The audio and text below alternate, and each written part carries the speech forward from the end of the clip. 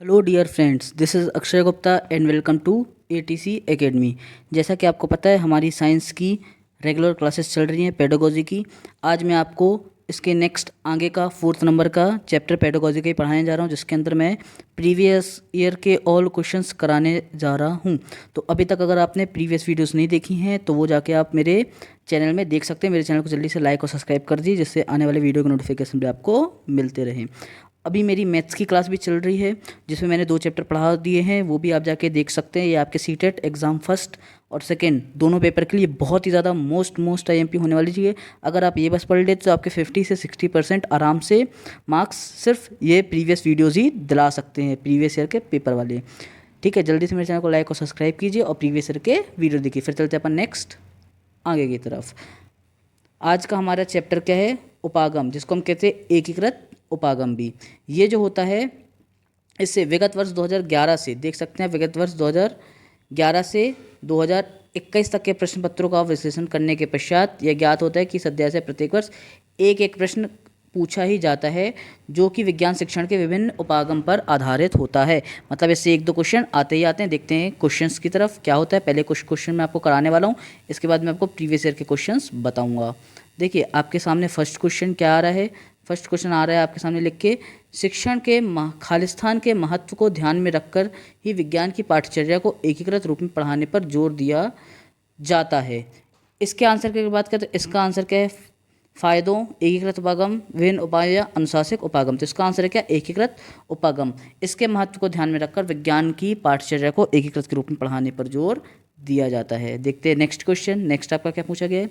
प्राथमिक स्तर पर विज्ञान व सामाजिक विज्ञान को एक ही विषय पर्यावरण अध्ययन के तहत पढ़ाया जाता है। यह है विज्ञान शिक्षण का क्या है? अध्यापक केंद्रित उपागम, अनुशासिक उपागम, एकीकृत या समान उपागम। तो इसके सही आंसर की बात करें तो इसका सही आंसर आपका क्या? एकीकृत उपागम के अंतर्गत आता है ये। देखते हैं नेक्स्ट क्वेश्चन 3rd नंबर का। ये क्वेश्चन क्या कह रहा है आपसे? देखिए ये क्वेश्चन कहता है, एक शिक्षक या शिक्षिका विज्ञान के शिक्षण के लिए एकीकृत उपागम का प्रयोग करते या करती है, वे निम्नलिखित में से क्या करेगी? भौतिक विज्ञान, जीव विज्ञान व रासायनिक विज्ञान को अलग अलग पढ़ाएगी। भौतिक विज्ञान, जीव विज्ञान एवं रासायनिक विज्ञान को अलग अलग ना पढ़ाकर सम्मिलित रूप में पढ़ाएगी। एकीकृत उपागम के महत्व को समझते हुए प्रयोगों पर अधिक ध्यान देगी। और भौतिक विज्ञान पढ़ाते समय पढ़ाए जा रहे विषय को रासायनिक विज्ञान, जीव विज्ञान के यथासंभव दूर रखने का प्रयास करेगी। और लास्ट अपना, भौतिक विज्ञान, जीव विज्ञान एवं रासायनिक विज्ञान में से केवल उस विषय को पढ़ाएगी जिसमें उसकी रुचि एवं छात्रों की रुचि सर्वाधिक है। देखिए लास्ट वाला तो आपका बिल्कुल नेगेटिव बात है। इसमें अपन को बच्चे को सेंटर में रखना है और ये बताना है कि क्या उसके लिए बेस्ट होगा, वही आंसर होता है। इसका सही आंसर आपका क्या? भौतिक विज्ञान, जीव विज्ञान एवं रासायनिक विज्ञान को अलग अलग ना पढ़ाकर सम्मिलित रूप से पढ़ाएगी। इसका सही आंसर है। देखते हैं नेक्स्ट क्वेश्चन। नेक्स्ट आपका 4th नंबर का क्या बोल रहा है? 4th नंबर का क्वेश्चन कह रहा है आपका क्या? विज्ञान शिक्षण के समय उपागम की दिशा होनी चाहिए। विज्ञान शिक्षण के समय उपागम की दिशा क्या होनी चाहिए? अध्यापक केंद्रित, बाल केंद्रित, विद्यालय केंद्रित या पाठ्यक्रम केंद्रित। तो विज्ञान शिक्षण होता है, इसके माध्यम से हमेशा हमारे जब भी शिक्षण की बात आती है या पेडागोजी की बात आती है, उसमें हमेशा ये होता है हमारा बाल केंद्रित। क्या होता है? बाल केंद्रित। हमेशा बच्चों को ही सेंटर में रखना है, बच्चों को ही सेंटर में रख के बात कही जाएगी। ठीक है, हमेशा बच्चों के हित के बारे में ही बात की जाएगी। ठीक है, बच्चों के हित के बारे में बात की जाएगी। इस बात को आप माइंड में हमेशा रखिए।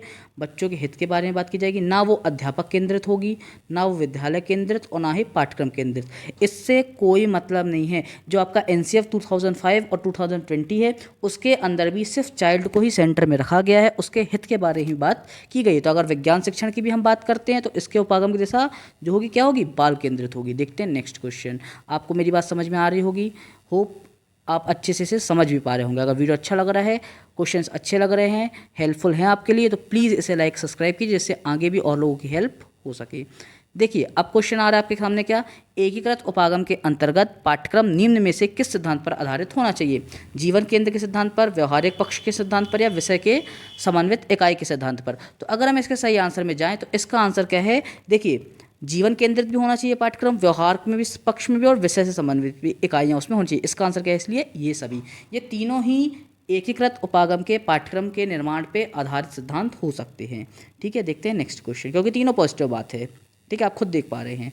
अब आ रहा है आपका 6 नंबर का क्वेश्चन स्क्रीन पे। क्या बोल रहा है, छात्रों को विज्ञान विषय की सभी शाखाओं को एक साथ पढ़ाने हेतु निम्न में से कौन सा उपागम श्रेष्ठ होगा। अब अगर क्या चाहते हैं हम, छात्रों को विज्ञान विषय की सभी शाखाओं को एक साथ पढ़ाना है।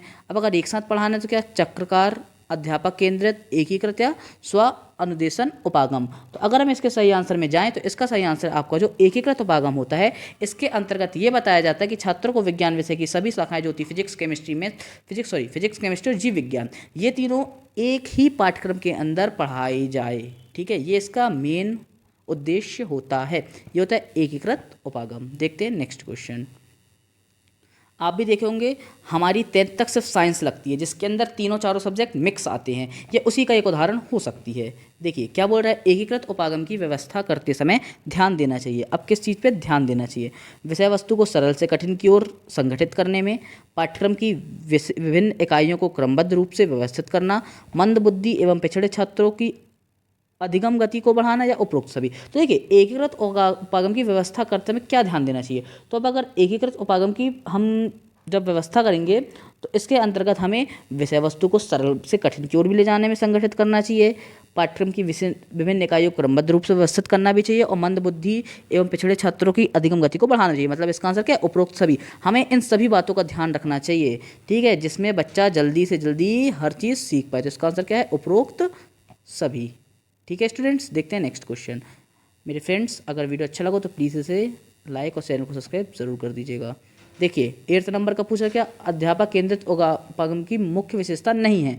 अब अध्यापक केंद्रित अगर उपागम है तो उसकी मुख्य विशेषता क्या नहीं है, ये बताना है। तो इस पर सूचनाओं के आदान प्रदान पर बल दिया जाता है, यह उपागम व्याख्यान से संबंधित नहीं होती है, इसमें शिक्षण पूर्ण रूप से सक्रिय रहता है, इसमें शिक्षण अधिगम वातावरण पूरी तरह से औपचारिक होता है। तो अगर इसका सही आंसर है तो यह क्या, यह शिक्षण उपागम व्याख्यान से संबंधित नहीं होती है, ये अध्यापक केंद्रित उपागम की प्रमुख विशेषता नहीं है।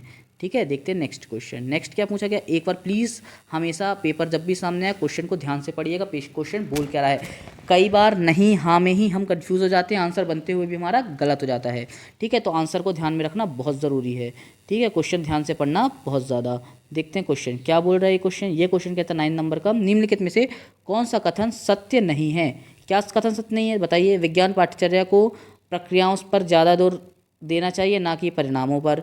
विज्ञान वास्तव में एक है, उसकी विभिन्न शाखाएं अध्ययन की सुविधाओं के लिए किए गए अस्थायी विभाजन मात्र है। विज्ञान सीखने के लिए भाषा में दक्षता जरूरी नहीं होती है। द्वितीय भाषा में विज्ञान पढ़ना एक और बोझ बन गया है, खासकर प्राथमिक स्तर पर। तो अगर हम इसका सही आंसर देंगे तो सही आंसर क्या है, निम्न में से कौन सा कथन सत्य नहीं है। तो विज्ञान सीखने के लिए भाषा में दक्षता जरूरी नहीं है, ये इसका सही आंसर है। देखते हैं नेक्स्ट क्वेश्चन।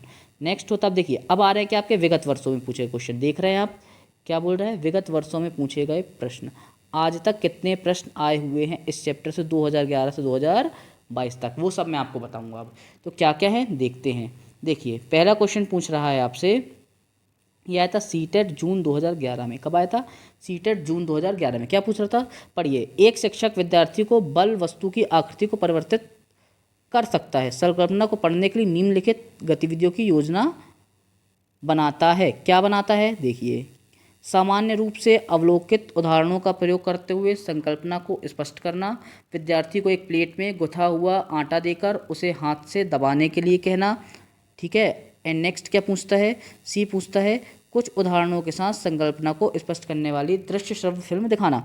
अब बोल रहा है ये शिक्षक सीखने के लिए अलग अलग उपागमों का प्रयोग करती है, क्योंकि वह जानती है कि उसे पाठ्य योजना के अनुसार चलना है। वह विद्यार्थी को परीक्षा के लिए तैयार करना चाहती है।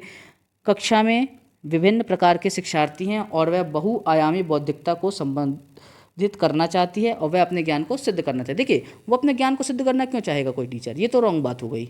ठीक है, अब देखते हैं इसके अदर हमारे क्या आंसर हो सकते हैं। तो इसका सही आंसर की अगर बात करें, इसका सही आंसर है वह कक्षा में विभिन्न प्रकार के शिक्षार्थियों और वह बहुआयामी बौद्धिकता को संबोधित करना चाहती है। सही बात है भाई, बहुत टाइप के, अब जैसे आप क्लास में पढ़ाते तो बहुत टाइप के स्टूडेंट्स आते हैं। ठीक है, कोई सुनने में थोड़ा अक्षम होता है, किसी की बुद्धि थोड़ी कमज़ोर होती है, किसी को 2 से 3 बार में समझ में आता है, कोई देख के अच्छा समझ सकता है, कोई सुन के अच्छा समझ सकता है। तो इन सब बातों को ध्यान में रखकर ही ये बातें की जाती है। इसलिए कक्षा में विभिन्न प्रकार के शिक्षार्थी हैं और वह बहुआयामी बौद्धिक को संबोधित करना चाहती है, यही इसका सही आंसर है। अब नेक्स्ट आपसे पूछा गया क्या विज्ञान शिक्षण में रचनावाद उपागम की ओर संकेत करता है। अब रचनावाद उपागम की ओर क्या संकेत करता है? विद्यार्थी को अधिक से अधिक पठन सामग्री उपलब्ध कराए, कमजोर विद्यार्थियों को अतिरिक्त शिक्षण सहायता उपलब्ध कराएं, समस्या समाधान में विभिन्न गणित सूत्रों का अनुप्रयोग करना, विद्यार्थी को अनुभवी अधिगम उपलब्ध कराएं। तो इसका सही आंसर आपका क्या? विद्यार्थी को अनुभविक अधिगम उपलब्ध कराने में। ठीक है, ये रचनावाद उपागम की ओर संकेत कर रहा है। देखते हैं नेक्स्ट क्वेश्चन। ये कब आया था? यह आया था सीटेट आपका जनवरी 2012 में। नेक्स्ट क्वेश्चन, नेक्स्ट आपका है सीटेट जुलाई 2013 में आया हुआ है। क्या कह रहा है क्वेश्चन? यह है जुलाई 2013 में, देख सकते हैं आप लोग।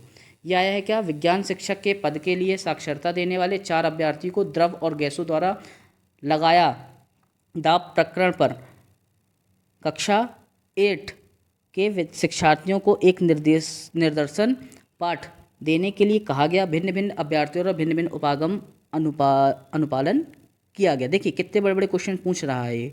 ठीक है, इसके हिसाब से चलना है। देखिए निम्न उपागम में से प्रकरण को पढ़ने में सर्वाधिक प्रभावी कौन सा है? तो देखिए कौन सा प्रभावी? सामपट पर आरेख की सहायता से संबंधित संकल्पनाओं की विस्तृत व्याख्या करना, विभिन्न संकल्पनाओं को स्पष्ट करने के लिए चार्ट का प्रयोग करना, हस्तपरक विद्यार्थी गतिविधियों के बाद चर्चा करना, और फोर्थ बोल रहा है क्या? व्याख्यान के दौरान कक्षीय प्रश्नों पर ज़्यादा ध्यान केंद्रित करना। तो अगर कक्षा 8 की बात कर रही है तो इस हिसाब से जो होता हस्तपरक शिक्षार्थी गतिविधियों के बाद चर्चा का आयोजन करना, ये इसका बेस्ट आंसर है। देखते हैं नेक्स्ट क्वेश्चन। नेक्स्ट आया था आपका सीटेट फरवरी 2014 में। कब आया था स्टूडेंट्स? सीटेट फरवरी 2014 में आया हुआ था। क्या बोल रहा था? देखिए ये कहते हैं विज्ञान शिक्षण में रोल प्ले की तकनीक को एक प्रभावी नीति मानने का कारण क्या है?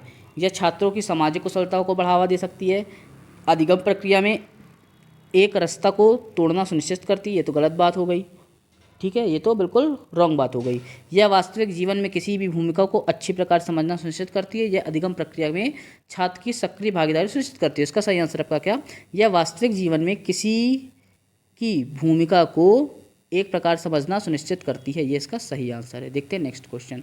नेक्स्ट आया 14 नंबर का। यह आया था आपका फरवरी 2014 में ही आया हुआ था। कब आया था? फरवरी 2014 में। ये सब ऑफलाइन एग्जाम वाले हैं जो आपके लिए बहुत IMP हो सकते हैं। देखिए क्या पूछता है, ये कह रहे हैं विज्ञान शिक्षिका द्वारा अपनाए नीचे दिए गए उपागम में से कौन सा उपागम उन शिक्षिका की वैज्ञानिक मन स्थिति को दर्शाता है?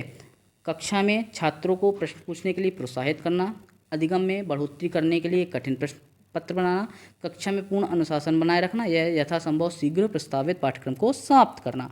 तो देखिए समाप्त करना, पूर्ण अनुशासन बनाए रखना ठीक है, लेकिन ये भी गलत बात है। और अधिगम में बढ़ोतरी करने के लिए कठिन प्रश्न बनाना, ये भी गलत बात है। सही क्या है?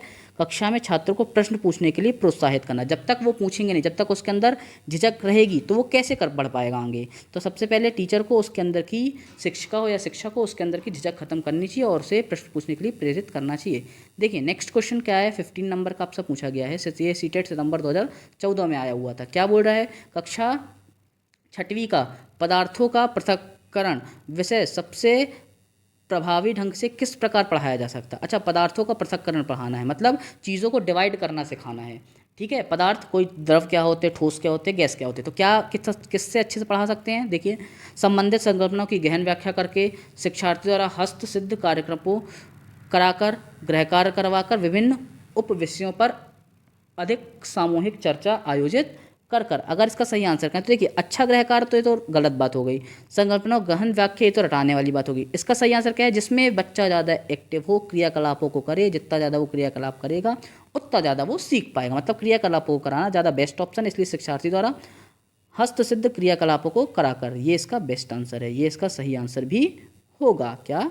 इसमें बच्चा ज़्यादा एक्टिव माना जाएगा। देखते हैं नेक्स्ट क्वेश्चन। नेक्स्ट पूछ रहा है आपका, कभी कभी शिक्षार्थी को विज्ञान संबंधी अवधारणाओं से जुड़ी वैकल्पिक अवधारणा होती है, विज्ञान शिक्षक को क्या करना चाहिए? उनके विचारों की उपेक्षा करनी चाहिए, विभिन्न गतिविधियों के माध्यम से अपने विभिन्न विचारों पर पुनर्विचार करने में शिक्षार्थी की मदद करें, अवैज्ञानिक विचारों के लिए शिक्षार्थी को डांटें, डांटना ही गलत बात है, शिक्षार्थी को बताएं कि उनके विचार गलत हैं और उन्हें सही विचार पढ़ाई। ये दोनों तो गलत बात हो गई।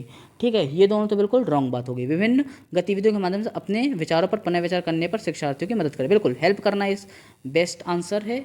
ठीक है, बच्चों की मदद करनी चाहिए। देखते हैं नेक्स्ट क्वेश्चन। नेक्स्ट पूछा गया 17 नंबर का, क्या है आपके में? यह आया है आपका 2016 में सीटेट में फरवरी में, ठीक है, ये फरवरी 2016 का क्वेश्चन है, ठीक है।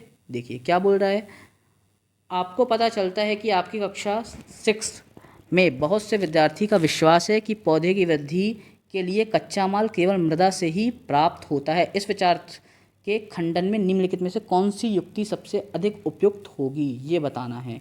तो देखिए, प्रकाश संश्लेषण की प्रक्रिया तथा संबंध रासायनिक प्रतिक्रियाओं को विस्तार पूर्वक समझना, विद्यार्थी को प्रकाश संश्लेषण के बारे में एक सुनिर्मित पावर पॉइंट प्रस्तुत दिखाना, विद्यार्थी को पानी में लगा मनी प्लांट देना और उसे वृद्धि परीक्षण पर निष्कर्ष करने के लिए कहना, और पौधे में भोजन निर्माण की प्रक्रिया के बारे में विद्यार्थी को मनोरंजन पठन सामग्री उपलब्ध कराना। अब देखिए, अब बच्चा कहाँ ज़्यादा एक्टिव है। सबसे ज़्यादा बच्चे एक्टिव कब होगा, जब उसे मनी प्लांट का पेड़ देंगे और उसकी वृद्धि का परीक्षण करने पर निष्कर्ष निकालने कहेंगे। यहाँ क्या करेगा, यहाँ उसका तर्क भी दौड़ेगा। क्या है, यहाँ उसका तर्क भी दौड़ेगा, वो सोचे समझेगा। बाकी चीज़ें सही हैं, ये नहीं बोल रहे गलत है, लेकिन सबसे ज़्यादा एक्टिव कहाँ है बच्चा, एक्टिव है 3rd नंबर में। कब, जब वो खुद देखेगा पौधे कैसे बड़े हो रहे हैं, क्या उसमें क्रिया हो रही है, कैसे नई पत्तियाँ आ रही हैं, तो वो ज़्यादा जल्दी सीखेगा। ये इसका सही आंसर है। अब नेक्स्ट पूछ रहा है क्या, निम्नलिखित में से कौन से विज्ञान शिक्षण अधिगम के प्रति जांच आधारित उपागम के साथ सबसे अधिक संरेखीय है। तो यहाँ क्या क्या पूछ रहा है, देखिए, छात्र पाठ्य पुस्तक के अनुरूप निर्धारित गतिविधियाँ कर रहे हैं, छात्र समूहों में बैठे हैं और मिलकर एक अनुसंधान की योजना बना रहे हैं, शिक्षक खिलौने के द्वारा विभिन्न वैज्ञानिक सिद्धांतों को समझा रहा है, और शिक्षक छात्रों को नवचारी गतिविधि गृह कार्य के रूप में दे रहा है। गृह कार्य के रूप में देना एक गलत बात है, ठीक है, गृह कार्य देना, ठीक है, बाकी चीज़ें एक रॉन्ग बात होगी।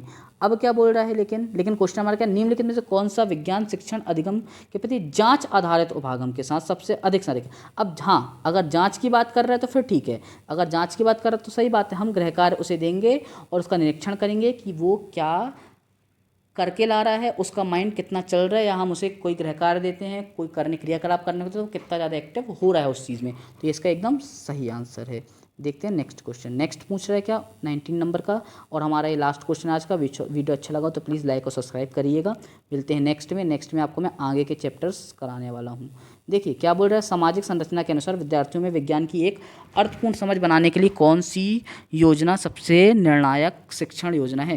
त्वरित संचारित क्रियाओं के लिए छात्र मार्गदर्शक क्रियाओं का उपयोग करते हैं, विद्यार्थियों को वैज्ञानिक विचारों का निर्देशन करके मॉडल बनाने को कहना, बड़ी संख्या में संख्यात्मक प्रश्नों को हल करने के लिए विद्यार्थी को उत्साहित करना, विज्ञान के विषय को बोलने, सोचने, बहस करने और लिखने के लिए विद्यार्थी की सहायता करना। तो इसका सही आंसर आपका क्या है, इसका सही आंसर है आपका त्वरित संचालित क्रियाओं के लिए छात्र मार्गदर्शन क्रियाओं का उपयोग करना, ये इसका सही आंसर है। वीडियो अच्छा लगा हो तो इसे लाइक, चैनल को सब्सक्राइब कीजिए। ये आया था आपका कब, सीटेट जनवरी 2022 में। मिलते हैं नेक्स्ट वीडियो में, तब तक के लिए थैंक यू, बने रहिए मेरे साथ।